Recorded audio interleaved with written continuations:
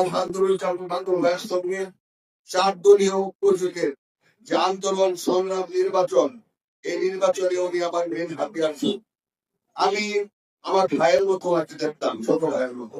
উনিও আমাকে বড় ভাইয়ের মতো শ্রদ্ধা সম্মান করতেন।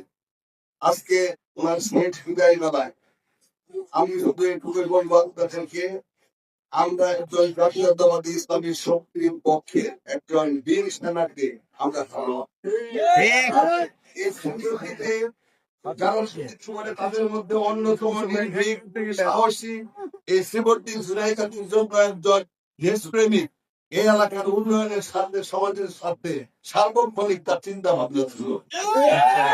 আমরা নীরবে নিবৃত্তে বহু সময় কাটিয়েছি, যেটা বলার ভাষা নাই।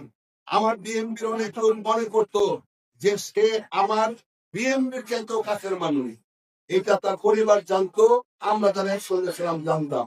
আমি তাদের সকলের কাছে বলা যাই, চলার পথে যদি ভুলভ্রান্তি করে থাকে আপনারা ক্ষমা করে দিবেন। আমি বাংলাদেশ জাতীয়তাবাদী দলের পক্ষ থেকে, আমার ব্যক্তিগত পক্ষ থেকে তার জন্য দোয়া করছি, শিল জ্ঞাপন করছি।